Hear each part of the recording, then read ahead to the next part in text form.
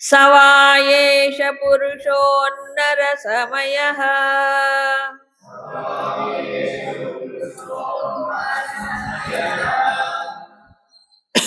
తస్యేదమేవ శిరః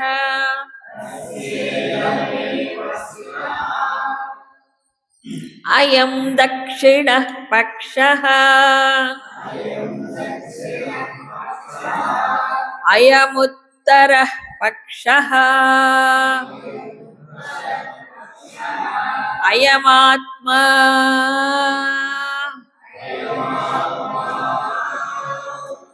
ఇదం పుచ్చం ప్రతిష్ఠా తదప్యేష శ్లోకో భవతి.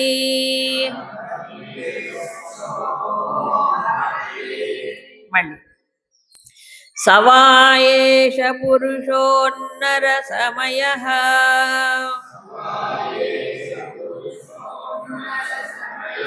తస్యేదమేవ శిరః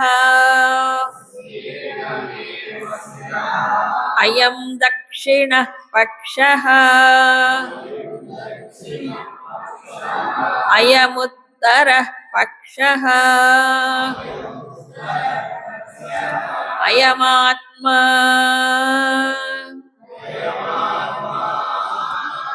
తదప్ ఇదం పుచ్చం ప్రతిష్ఠా తదప్యేష శ్లోకో భవతి.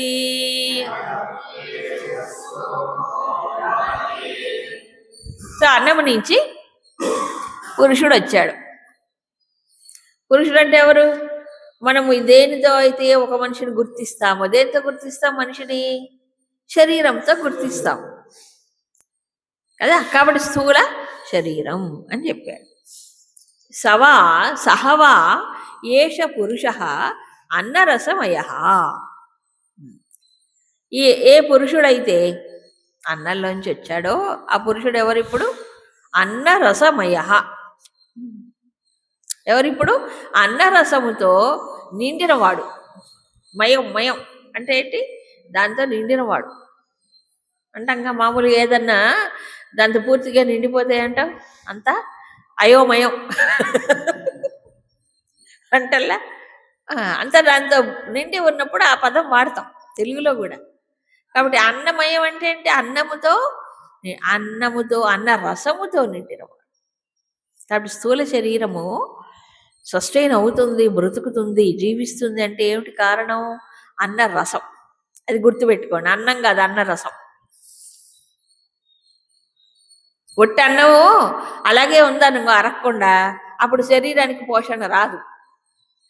అన్న రసం అంటే సారం. అన్న సారంతో ఈ శరీరము పోషింపబడుతుంది, బ్రతుకుతుంది. అంటే అన్నం ఏం కావాలి? ఆ సారముగా మారాలి. దానికి తగిన విధానముని, ప్రొసీజర్ని, మెకానిజంని లోపల దేవుడే పెట్టాడు. మనం ఏం చేయకుండానే. మనం చేయమంటే మనం చేయం కదా. అరిగించుకునే విధానం, తర్వాత ఎసిమిలేషన్, అరిగిన తర్వాత వంట పట్టేటువంటి ప్రొసీజరు అంతా కూడా దేవుడే పెట్టాడు. ఈ జీవుడికి ఏం చేత కాదని. ఆయన పెట్టకపోతే ఏమీ జరగదు అక్కడ. చెప్పాడా? ఎక్కడ చెప్పాడు? భగవద్గీతలోనే ఏం చెప్పాడు?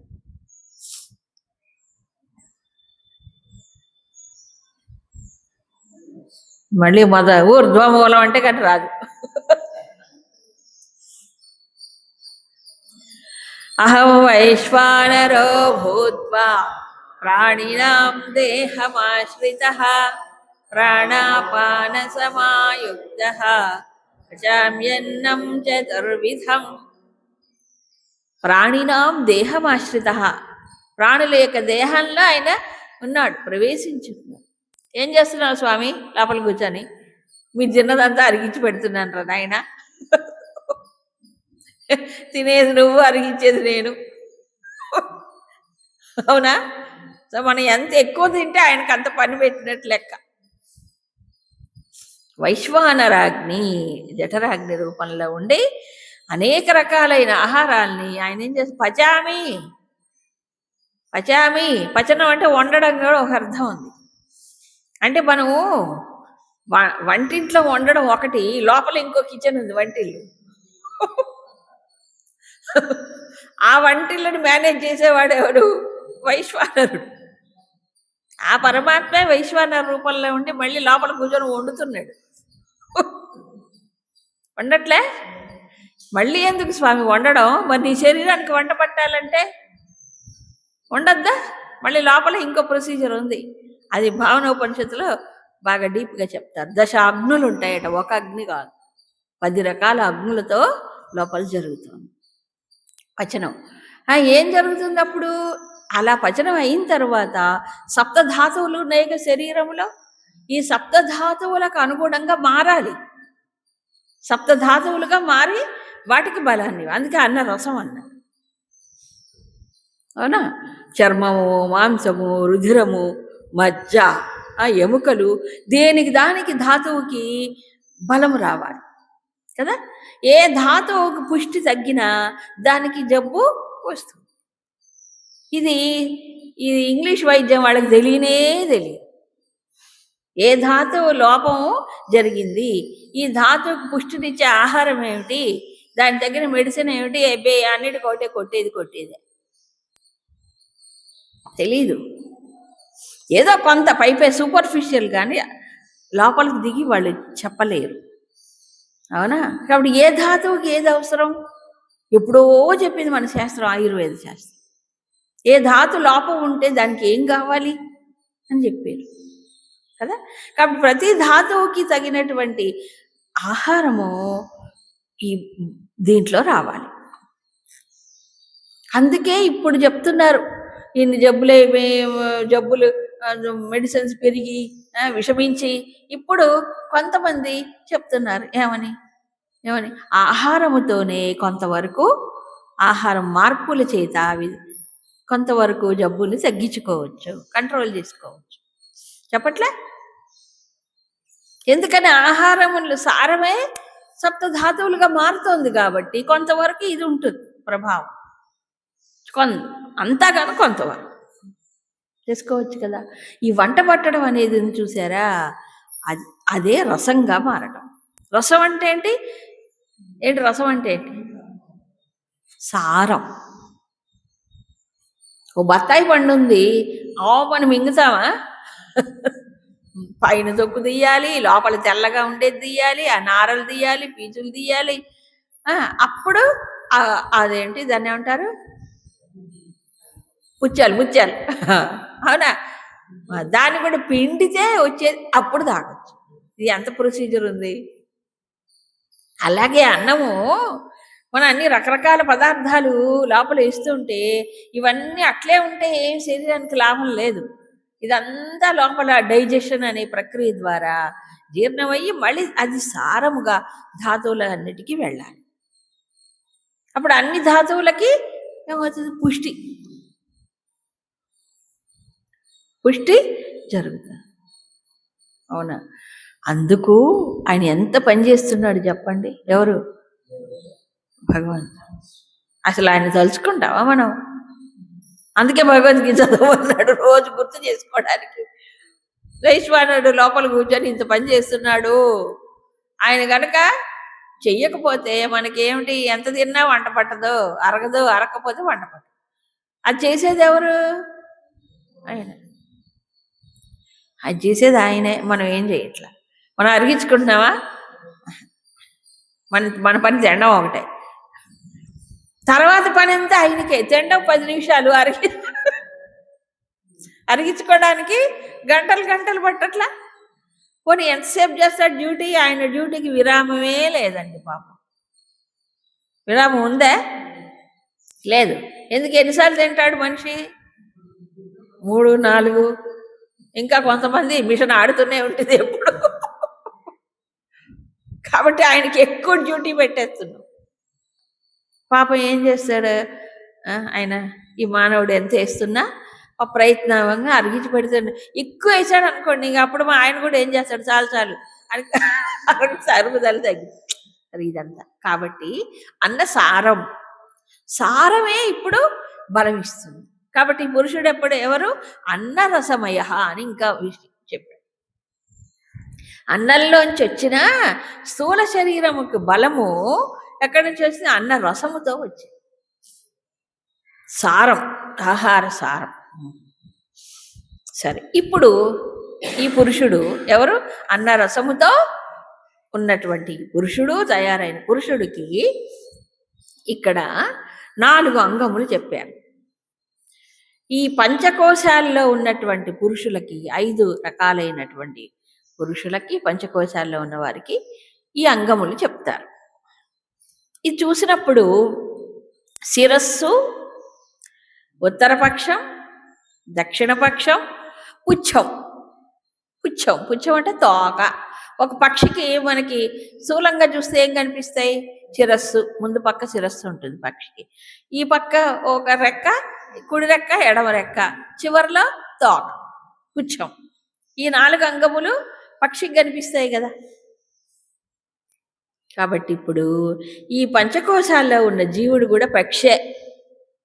ఒరే అపసకుడ పక్షి అంటుంటారు అనరా, వీడు పక్షే. పక్షి అని ఎందుకంటున్నారు? పక్షితో ఎందుకు పోల్చారు? పక్షి ఏం చేస్తుంది? ఎప్పుడు ఎగురుతుంది. అంటే ఏం చేయాలి? వీడు కూడా మనిషి ఏం చేయాలి? ఈ పంచకోశాల్లో ఉన్న పంచకోశాలను దాటి ఎగిరిపోవాలి అని నేను అనుకుంటున్నా. ఇప్పుడు పక్షి వదిలేసాం అనుకోండి, చెట్టు మీద పక్షి రివ్వున అనంతమైన ఆకాశంలో ఎగురుకుంటూ హాయిగా ఎగిరిపోతుంది. అట్లాగే జీవుడు కూడా ఈ పంజరంలో కూర్చోకూడదు, ఈ జైల్లో. మరి ఏం చేయాలి? దీన్ని ఛేదించుకొని అనంతంలో, సత్యం జ్ఞానం అనంతం బ్రహ్మ, ఆ అనంతంలో వెళ్ళిపోవాలి. ఆ ఎగరటానికి ఓ పద్ధతి ఉంది, దాటిపోవడానికి. ఒకేసారి దాటిపోలేడు. ఒకేసారి దాటిపోగలడా? లే, ఒక క్రమం ఉంది. ఈ క్రమాన్ని ఇక్కడ చెప్తున్నాడు. చూడండి ఏం చెప్పాడు?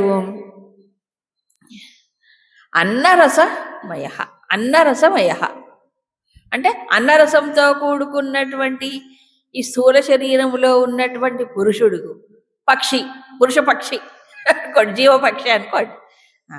ఈ పక్షికి శిరః తస్య ఇదమేవ శిరః. తస్య అంటే ఈ జీవుడికి, ఈ పురుషుడికి. ఇదమేవ శిరః. ఇదం ఏవ అంటే ఇదే శిరస్సు. ఏది శిరస్సు? ఏది? ఇదే. ఏది? అన్నరసమే. ఇందాక అన్నరసం చెప్పాడు కదా, అన్నరసమే శిరస్సు. అయం దక్షిణ పక్ష. ఇదే కుడి రెక్క, ఇదే ఎడమ రెక్క. అయం ఆత్మ. ఇదే ఆత్మ. ఇదే పుచ్చం అంటే తోక. ఆత్మ అంటే ఇక్కడ ఆధారంగా చెప్పాడు. ఆధారం అన్నీ ఇదే. అయం అయం అయం. తదపి ఏష శ్లోకో భవతి. దీనికి సంబంధించిన మరొక శ్లోకం ఉంది.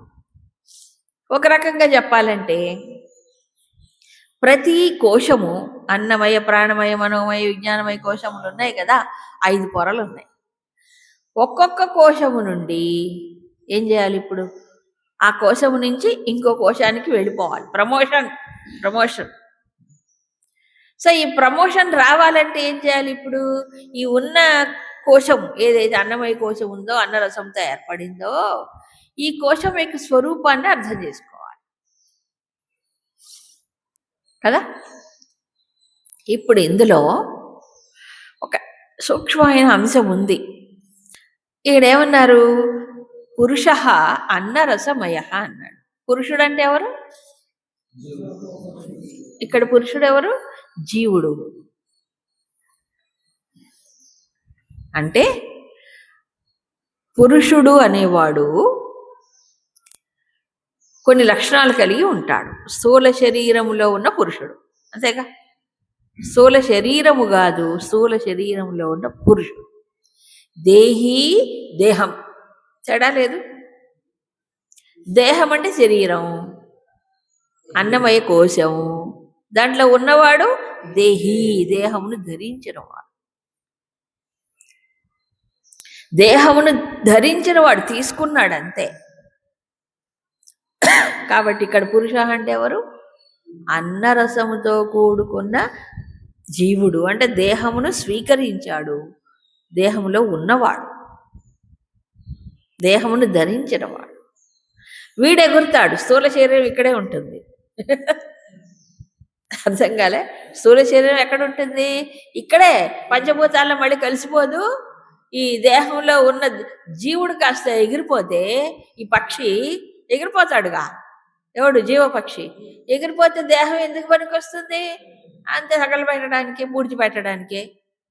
సో అందుకు గుర్తుంచుకోవాలి, స్థూల శరీరం గురించి చెప్పట్లేదు, శరీరి, దేహి. వీడు అన్న రసమయముతో అన్న రస స్వరూపుడై ఉన్నాడు, స్థూల శరీరములో ఉన్నటువంటి జీవు. నిజమే, అంతే కదా. అప్పుడు ఇక్కడ చెప్పకుండానే చెప్తున్నారు, ఏమని? నువ్వు దేహము కాదు, దేహివి. ముందు అది ఫస్ట్ అర్థం చేసుకోవాలి.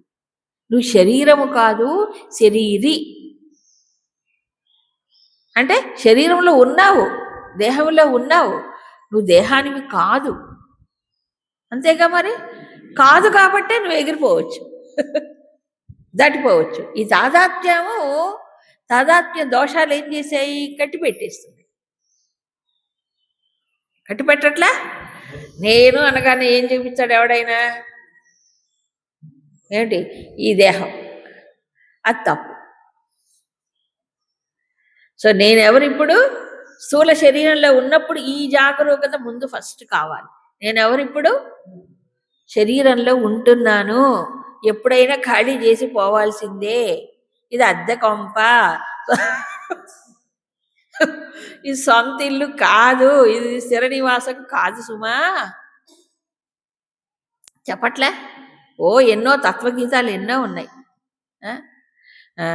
ఏంటి? బంకమట్టి ఇల్లురా, ఇది బుగ్గి బుగ్గైపోవురా. చెప్పట్లే? బంకమట్టి ఇల్లు అన్నది మట్టి, పృథ్వీ సత్వం. పృథ్వీ సత్వమేగా. పృథ్వీలోంచి ఓషధులు వస్తే ఓషధుల్లో నుంచి అన్నం వస్తే అన్నరసంతో వీడున్నాడు. కాబట్టి శరీరం ఏమైపోయింది? ఇప్పుడు మట్టే, పృథ్వీ తత్వమే. కాబట్టి బుగ్గి బుగ్గైపోవును. అక్కడే చెప్పాడు, తత్వగీతాల్లో ఉంది, ఇది సూచించబడింది. కాబట్టి ఇది పాడైపోతుంది. ఈ పంజరం ఎప్పుడో ఒకసారి కూలిపోతుంది, పాడైపోతుంది. కాబట్టి నువ్వేం చేయాలి? ఇప్పుడు ఈ కూలిపోకముందే ఎగిరిపో. అవునా? ఎవరైనా అంతే. ఇది కూలిపోకముందే ఏం చేయాలి? నువ్వు ఎగిరిపో. కాబట్టి జ్ఞానం అనేది చచ్చిన తర్వాత పొందేది కాదు. మరి ఎప్పుడు పొందాలి? దేహంలో ఉన్నప్పుడే. ఈ అవేర్నెస్ మొట్టమొదట రావాలి. నేను శరీరమును కాదు. ఎవరిని మరి? నేను శరీరములో ఉన్నవాణ్ణి. ఫస్ట్ ఇది రావాలి, ఈ జ్ఞానం. అందుకే అన్న రసమయ పురుష. పురుష అన్నప్పుడు కూడా పురుషయనాత్ ఇది పురుష. ఈ పురము, నవద్వార పురములో ఉన్నవాడు. పురం, ఇదొక పురం అన్నాడు దీన్ని. పురం అంటే సిటీ, నగరం. సరేలేండి, ఇల్లు అయినా నగరం ఏదో ఒకటి ఉన్నాడు కదా. కాబట్టి ఎవరైనా స్థూల శరీరాన్ని నిందించినా మనం బాధపడకూడదు. ఎందుకు? శరీరాన్ని అంటే నాకేం బాధ అంటే శరీరాన్నే కదా. కానీ మనకి జీవుడికి తాదాత్మ్యం ఎక్కువ స్థూల శరీరంతో. అవునా కదా? కదా? నువ్వే నల్లగా ఉన్నావంటే ఎంత కోపమో.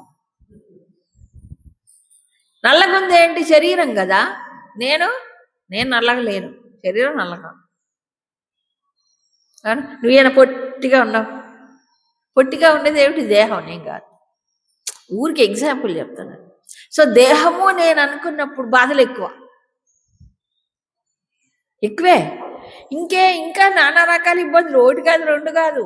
ఇప్పుడు దానికి ఏమైనా రిపేర్లు వచ్చినాయి అనుకోండి, వస్తాయి కదా. ఎందుకు? అది ఇల్లే కదా, ఇల్లు కదా. మరి ఇంటికి రిపేర్లు రావట్లేదా? మనకి వస్తున్నాయి. వస్తే ఏం చేస్తాం? తలుపు విరిగిపోతే తలుపు రిపేర్ చేసుకుంటాం, పెయింట్ పోతే పెయింట్ వేసుకుంటాం. ఎన్నో అబ్బబ్బా, ఒకటే రెండా ఇల్లు కట్టి చూడు, పెళ్లి చేసి చూడు అన్నారు. ఒక ఇంటిని మెయింటైన్ చేయాలంటే ఎన్నో. అట్లాగే ఇది ఒక ఇల్లు, దీన్ని ఏం చేయాలి, దీన్ని మెయింటైన్ చేయాలి. మెయింటైన్ చేయొద్దని చెప్పట్లా, చేసుకో. బట్ నేనెవరు, దీని ఓనర్ని. ఇంటికి ఓనర్ ఉంటాడా? గృహపతి, గృహమేధి అన్నాడు. అవునా? నేను దీనికి పతిని, I'm the owner of the body. I have the body, I'm not the body. ఇది ఈ స్థూలమయ శరీరంలో ఉన్నప్పుడు అర్థం చేసుకోవాల్సిందే. ఇదంతా అన్నంతోనే, అన్న రసంతో తయారవుతుంది. కరెక్టే, ఇది ఎటు చూసినా అన్న రసమే. ఎటు శిరస్సు కానీ, పుచ్చము కానీ, కుడి రెక్క కానీ, ఎడమ రెక్క, అంతా అన్నమే. అయితే ఈ అంతా అన్నం అయినప్పుడు ఎలాగో అదే గుర్తించాలి. ఈ శరీరము అన్న రసముతో తయారైంది. నేనెవరిని? దీని లోపల ఉన్నాను. కాబట్టి శరీరంలో ఎటు చూసినా అన్న రసముతోనే తయారైనటువంటి. సో నేనెవరు ఇప్పుడు? అన్నాన్నే, అన్న రసాన్నే. అన్నంతో తయారైంది శరీరము, అన్న రసంతో పుష్టి పొందుతుంది శరీరం. అప్పుడు నేనెవరండి? నేనెవరు? దీంట్లో ఉన్నవాడు. దేంట్లో? ఈ అన్నరసమయమైనటువంటి శరీరము దేంతో అయితే అన్నరసంతో పోషించబడి దాంట్లో ఉన్నవాడిని నేను. అందుకే ఏం చెప్పాడంటే ఇక్కడ విశేషార్థంలో మనం గమనించినప్పుడు, ఈ అన్న స్థూలమైన శరీరముతో తాదాత్మ్యం చెందినటువంటి వాడెవరు? అజ్ఞానే. నేను దీంట్లో ఉన్నాను అనుకోడు, ఏమనుకుంటున్నాడు? ఇదే నేను అనుకుంటాడు. అజ్ఞానమే కదా. ఈ దేహమే నేనని దేహాత్మ భావన అజ్ఞానానికి మూలం. అక్కడి దేహాత్మ భావనే మొదటి అంకురం అజ్ఞానానికి. అజ్ఞానానికి అంకురం ఏంటి? దేహాత్మ భావన. అంటే నేనే దేహమును అనుకునేటువంటి భావనే మూలం, అంకురం. అక్కడి నుంచి మిగతా అంతా వస్తుంది. కాబట్టి ఇప్పుడు ఏం చేయాలి? ఈ అన్నం అంటే తీసుకునే అన్నం కావచ్చు, ఇంకో అన్నం తింటున్నాం. పంచేంద్రియముల ద్వారా ఈ స్థూల శరీరములో ఏమొస్తున్నాయి? శబ్ద, స్పర్శ, రూప, రస, గంధాలు ఎక్కడి నుంచి వస్తున్నాయి? శరీరంలో ఉండే రంధ్రముల ద్వారా లోపలికి వస్తుంది. ఇది కూడా స్థూల శరీరంతోనే కదా. కళ్ళతో చూస్తున్నాడు, చెవితో వింటున్నాడు, నాలుగుతో, ఇదంతా స్థూల శరీరం. కాబట్టి ఈ అన్నం ఏదైతే ఉందో దీని ద్వారా అనుభవాలు వస్తుంది. అన్నం అంటే పంచేంద్రియాల ఆహారం, అదే కదా. ఈ ఆహారమే మనిషిని ప్రపంచంలోనే ఇరికిస్తుంది, ప్రపంచం నుంచి విడిపిస్తుంది కూడా. ఇక్కడ జాగ్రత్తగా ఉండాలి. మనం తినే అన్నం విషయంలో కూడా జాగ్రత్తగా ఉండాలి. రెండోది, పంచేంద్రియాల ద్వారా గ్రహించే అన్నం ఏదైతే శబ్దస్పర్శ రూపరసగంధాలు ఉన్నాయో వాటి విషయంలో కూడా జాగ్రత్త పడాలి. ఇది ఒకటే కదా, అది కూడా. అది 24 గంటలు, ఇది కనీసం 3 గంటలు గ్యాప్ ఉంటుంది. అవునా? ఈ అన్నానికి 3 గంటలకో ఏమో 2 గంటలకు కనీసం గ్యాప్ ఉంటుంది. అది పంచేంద్రియాల ద్వారా గ్రహించే అన్నానికి గ్యాప్ లేదు ఎప్పుడూను. అవునా? వీటి విషయంలో జాగ్రత్త పడాలి. అందుకేం చెప్పారు? అయం ఉత్తర పక్ష, అయం దక్షిణ పక్ష. అంటే ఉత్తర పక్షం, దక్షిణ పక్షం. మనకి భగవద్గీతలో ఇలా డైరెక్ట్గా చెప్పలేదు, కానీ ఉత్తరాయణం దక్షిణాయనం చెప్పారా? దక్షిణాయనంలో పోయిన వాళ్ళు తిరిగి వస్తారు, ఉత్తరాయణంలో వెళ్ళిన వాళ్ళు తిరిగి రారు. ఉంది కదా. శుక్ల కృష్ణే గతి హేతే జగత శాశ్వతీమతే. శుక్ల మార్గం, కృష్ణ మార్గం. ఒకటి పునరావృత్తి సహితం, పునరావృత్తి రహితం. అవునా? పునరావృత్తి మళ్ళీ తిరిగి వచ్చేది, తిరిగి రాంది. కృష్ణ శుక్ల. సో ఇప్పుడు మానవుడు ఏది ఎంపిక చేసుకోవాలి? తిరిగి వచ్చేది, తిరిగి రాందా? ఏం కావాలి? మన చాయిస్. నువ్వు తిరిగి వస్తావా, తిరిగి రావా? ఏది? ఈ రెండిట్లో ఏది పట్టుకో? శుక్ల మార్గమా, కృష్ణ మార్గమా? నా చాయిస్. అంటే మనిషికి ఈ చాయిస్ ఉన్నట్టేగా. ఉందా లేదా? ఉంది. లేకపోతే మనిషి ఎందుకు, మానవత్వం ఎందుకు? పురుషార్థం చేయడానికి మానవుడికి శక్తి ఉంది. దీనితో మొదలు ఏం చేయాలి? ఈ పంచభూతాత్మకమైన శరీరము తాను కాదు అని ముందు ఈ తాదాత్మ్య భావం నుంచి బయటపడాలి. సో బయటపడాలి అంటే ఇరుక్కుపోకూడదు. ముందు ఇరుక్కుపోకుండా ఉంటేనే బయటపడతాడు. ఇరుక్కుపోతుంటే బయటపడేది ఎప్పుడు? ఓహో, మరి ఏం చేయాలి అప్పుడు? దక్షిణ పక్షాన్ని ఎంపిక చేసుకో, ఉత్తర పక్షాన్ని ఎంపిక చేసుకో. ముందు ధరించేవేమిటో చూడు, ఇరికించేవి కాదు. సో ఈ అన్నమే ఇరికిస్తుంది, ఈ అన్నమే విడిపిస్తుంది. అంటే ఈ పంచేంద్రియ విషయాలు ఏవైతే ఉన్నాయో ఆ విషయాల్లో జాగ్రత్త పడాలి. కొన్ని మన ఏం చేస్తాయి? ఇరికిస్తాయి పంచేంద్రియ విషయాలు, కొన్ని విడిపిస్తాయి. శబ్దస్పర్శ రూపరసగంధాలు ఈ సృష్టి అందరికీ ఒకటే. కానీ కొంతమంది ఏం చేస్తారు? ఎప్పుడు కూడా ఏం చేస్తారు? ఈ విషయాల్లోకి వెళ్ళిపోతారు. ఏ విషయాల్లో అయితే మనిషిని మోహంలో పడేస్తాయో, ఆకర్షణలో పడేస్తాయో, బంధిస్తాయో, విచలితం చేస్తాయో వాటి జోలికి పోకో, వదిలే. అవునా? వాటిల్లోకి వెళ్ళిపోయి అది దక్షిణ పక్షం అయిపోవట్లా, అది ఇరుక్కుపోతున్నాడు. విషయ వ్యామోహంలో పడిపోవట్లా. ఇప్పుడు 90% అదే జరుగుతోంది. పడిపోవట్లా? విషయ సుఖాలు, విషయ భోగాలు, దాంట్లో ఇరుక్కుపోవడమే. ఇది లేకపోతే ఎట్లా, అది లేకపోతే ఎట్లా కదా.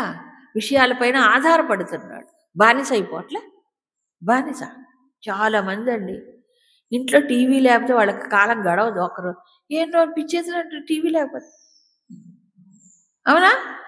అంటే ఏంటి? అది లేకపోతే నేను ఉండలేను, ఇది లేకపోతే నేను ఉండలేను. నిజానికి అవసరమా? పూర్వం లేనప్పుడు బాగున్నారు, అందరు చక్కగా ఉన్నారు కదా. అంటే ఏమవుతుంది? ప్రతి విషయానికి మనిషి ఏమవుతున్నాడు? బానిస అయిపోయి వశుడైపోతున్నాడు. కాబట్టి ఈ ఆహారమును ఎంపిక చేసి తీసుకోవాలి. ఏ ఆహారం? ఈ లోపలికి తీసుకుండే ఆహారం. అన్నంలో ఎలాగైతే సాత్విక, రాజసిక, తామసిక ఆహారాలు ఉంటాయో వాటిని కూడా ఎంపిక చేసి చూసుకోవాలి. అది అయిన సమయంలో, తగిన పాళ్లలో, సరైన సమయంలోనే తీసుకోవాలి. అలాగే శబ్దస్పర్శ రూపరసగంధాలనే అన్నం కూడా స్థూల శరీరం ద్వారానే లోపలికి వెళ్ళిపోతుంది. అవి కూడా ప్రభావితం చేస్తాయి. చేయవా? తినే ఆహారమే కాదు, ఇవి కూడా చేస్తాయి. ఈ విషయంలో ఏమవ్వాలి? మనిషి జాగ్రత్త పడాలి.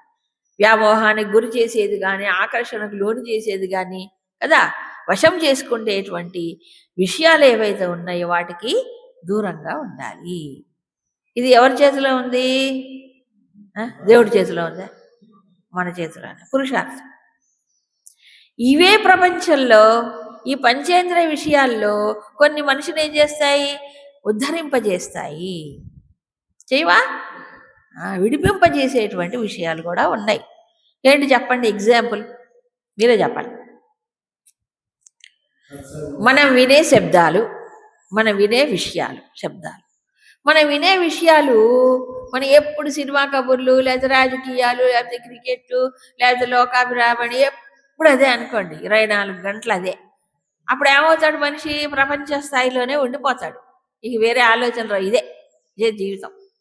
చెప్పానుగా, పొద్దున్న లేచిన దగ్గర నుంచి పేపర్ పారాయణం, లేకపోతే ఇంకేదో చర్చలు, వీటిల్లోనే ఉండిపోతాడు. ఇదే చెవులతో ఏం వినాలి? సత్సాంగత్యం చేసుకుంటూ చక్కగా మంచి విషయాల్ని ఏం చేయాలి? వినాలి, తెలుసుకోవాలి. అందుకే స్వాధ్యాయ ప్రవచనాభ్యాం న ప్రబదితవ్యం. స్వాధ్యాయ ప్రవచనం ఎందుకు చెప్పాడు? అందుకు కదా. వినాలి వినాలి, తెలుసుకోవాలి, స్వాధ్యాయం. అదే మంచి విషయాలు విన్నామనుకోండి,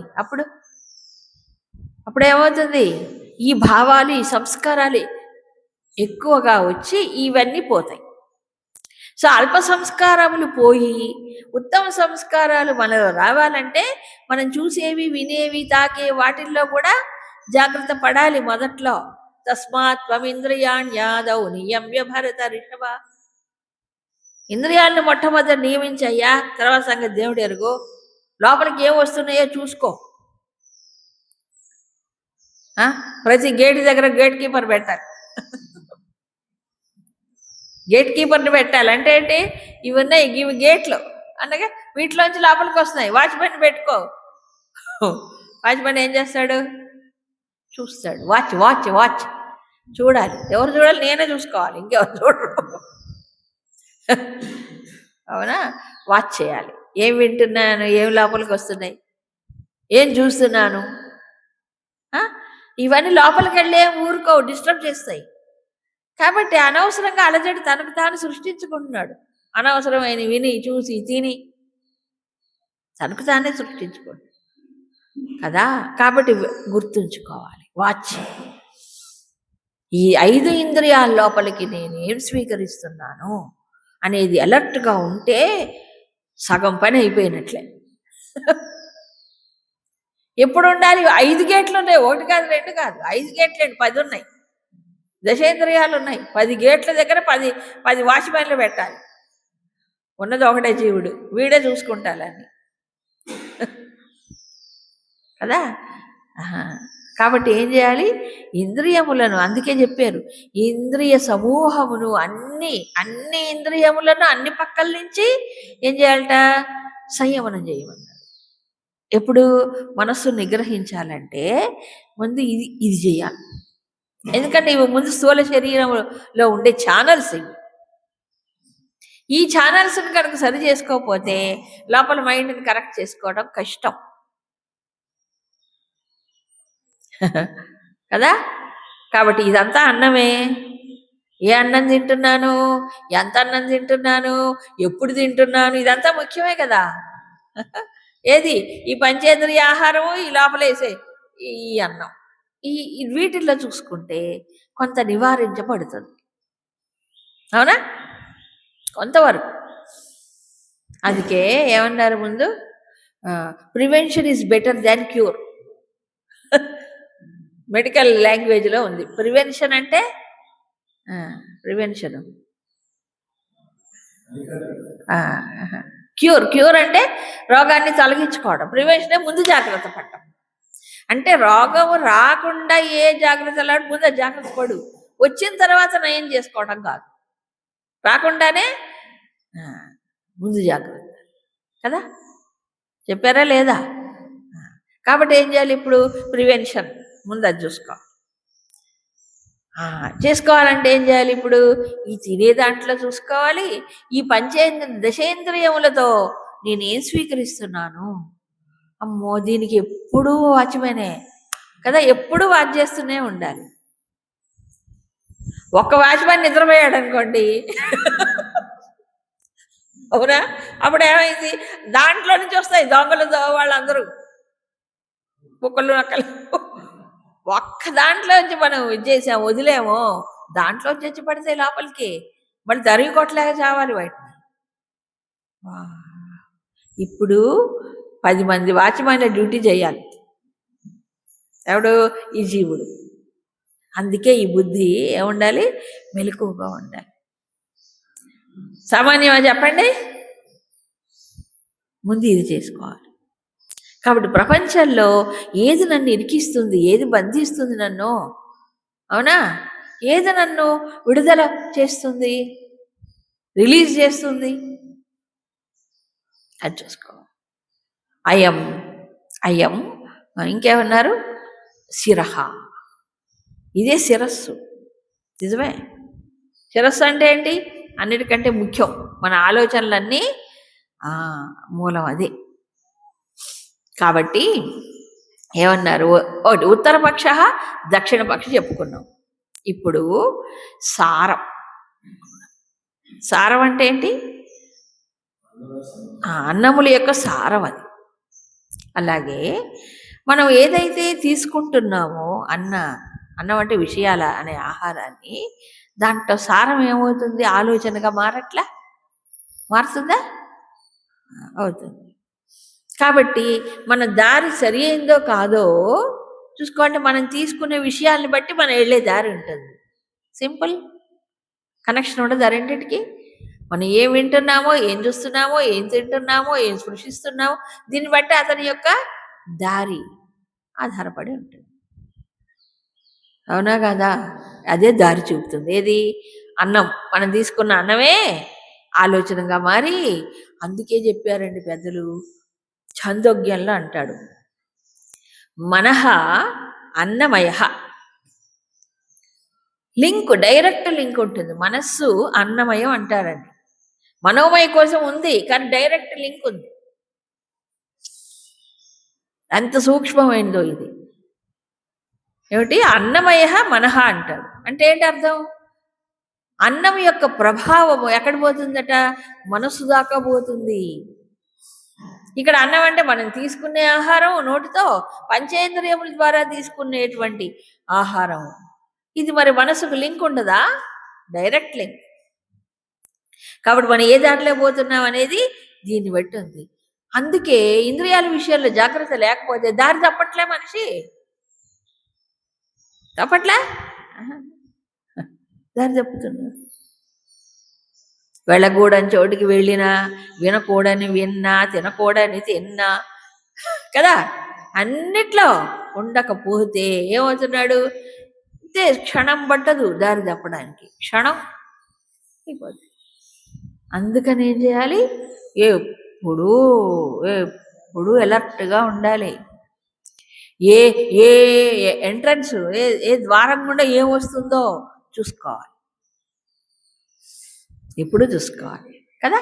ఎందుకంటే దారి చూపించేది ఇదే. మనం తీసుకున్నదే మనకి ఆలోచనగా మన అడిపోతుంది.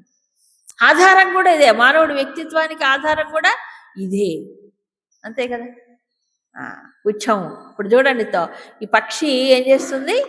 ఈ రెండు రెక్కలతో ఎగురుతుంది, వెనక తోకతో ఏం చేసుకుంటుంది? డైరెక్షన్ మారాలంటే తోకతో మార్చుకుంటుంది. ఈ రెండు బ్యాలెన్స్ చేసుకుంటూ పోతుంది. ఈ జీవుడు కూడా ఈ స్థూల శరీరం అన్నమయ కోశం ఉంది కదా, దీని నుంచి తాదాత్మ్యం నుంచి బయటపడాలంటే ఏం చేయాలి? ఈ స్థూల శరీరంలోకి ఏ ఆహారం వేస్తున్నామో వాటి విషయంలో చూసుకుని ఎప్పటికప్పుడు ఇది ఇరికించేది, ఇది విడిపించేది కదా, ఇదే నా యొక్క ఆలోచనలు ప్రభావితం చేస్తుంది, నాకు దారి చూపిస్తుంది ఇదే.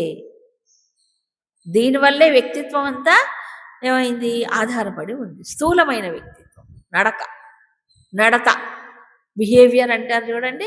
కాళ్ళతో నడవటమే కాదు, ప్రవర్తన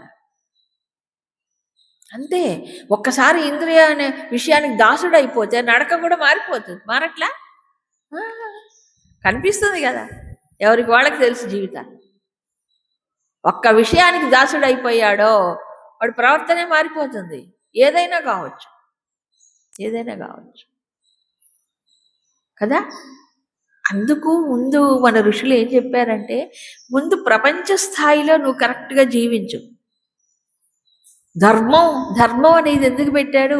ఇందుకే ధర్మాచరణ అనేది. ఎందుకంటే ఈ స్థూల శరీర విషయంలో, ఈ ఇంద్రియాల విషయంలో కదా ప్రవర్తన అనేది సరిగ్గా లేకపోతే ధర్మం లేదు. కాబట్టి మనిషికి, కుటుంబానికి, సమాజానికి దెబ్బే. రెండు వేరు కాదు కదా. మనిషి ఉన్న ఇది ఒకదానిపైన లింక్ ఉంది కదా. అందుకు ధర్మాచరణ అని పెట్టాడు. సరే.